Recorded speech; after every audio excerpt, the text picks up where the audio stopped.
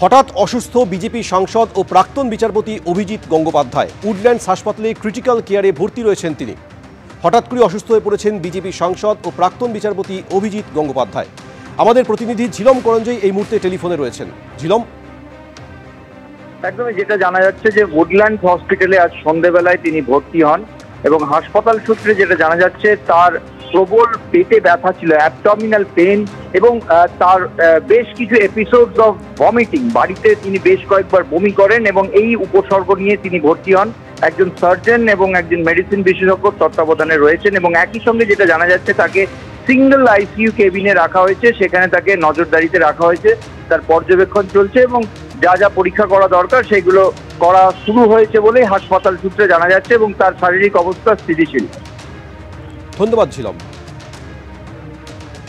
পুলিশকে হুমকি বিতর্কের পর দলীয় বৈঠকে যোগ দিতে প্রথমবার কলকাতায় এলেন অনুব্রত মণ্ডল। তৃণমূল সূত্রে খবর, দলীয় বৈঠকে নেতৃত্বের কাছে তিনি ক্ষমা চেয়ে নিয়েছেন। আর এখানেই প্রশ্ন উঠছে যে দায়সারা ক্ষমাতে কি অনুব্রতকে ছাড় দেওয়া হলো?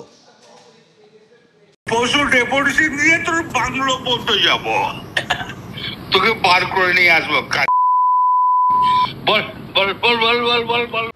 আইসিকে এই কদর্য আক্রমণের পর অনুব্রত মণ্ডলের বিরুদ্ধে কোনো কড়া ব্যবস্থা নেয়নি তৃণমূল। দায়সারাভাবে ক্ষমা চেয়েই পার পেয়ে গেছেন তিনি।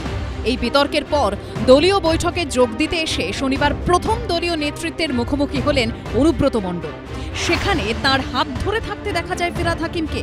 বৈঠক শেষে অনুব্রতকে লাস্ট ওয়ার্নিং দেওয়া হয়েছে বলে দাবি করেও কার্যত ঢালের মতো সিপিএম বিজেপির প্রসঙ্গ টেনে আনেন ফিরহাদ হাকিম।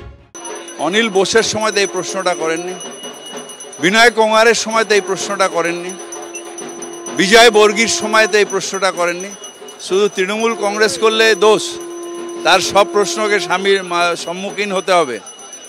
যেটা করেছে সেটাকে আমরা কেউ সমর্থন করি না। তাকে ওয়ার্নিং দেওয়া হয়েছে, লাস্ট ওয়ার্নিং দিয়ে দেওয়া হয়েছে এবং আমি আশা করি সে আর এই ভুলটা রিপিট করবে না। পাল্টা কুকথা প্রসঙ্গে তৃণমূলকে হুঁশিয়ারি দিয়েছে বিজেপি। অনিল বসু যেদিন বলেছিলেন কুকথা, তার উত্তর কিন্তু 11 সালে মানুষ দিয়েছিল। তাই এই কুকথার উত্তর 8 মাস পরে বিধানসভা নির্বাচনে বাংলার জনগণ দেবে। আর অনুব্রত আর আপনাদের কুকথার উত্তর বাংলার জনগণ আগামী বছর ঠিক এপ্রিল মাসের মধ্যে দিয়ে দেবে। আগামী বছর এই সময় আপনারা প্রাক্তন হবেন এবং অনেকেই জেলে থাকবেন। বোলপুর থানার আইসিকে কদর্য ভাষায় হুমকি দিয়েছিলেন অনুব্রত মণ্ডল। তারপর পুলিশ তাকে দুবার নোটিশ দিলেও অসুস্থতার কারণ দেখিয়ে যাননি তিনি।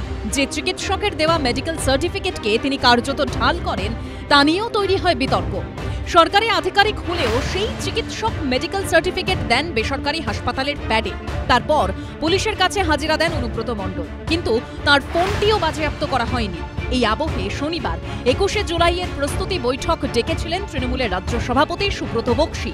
বৈঠকে ডাকা হয়েছিল সমস্ত জেলা সভাপতি ও জেলা চেয়ারম্যানদের।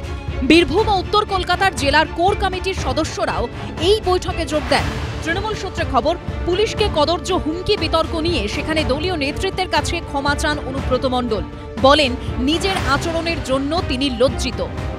বৈঠক শেষে ফিরহাদ হাকিম, অরূপ বিশ্বাসের সঙ্গে গট করে বেরোতে দেখা যায় অনুব্রত মণ্ডলকে। পার্থপ্রতিম ঘোষ ও অনির্বাণ বিশ্বাসের রিপোর্ট, এবিপি আনন্দ।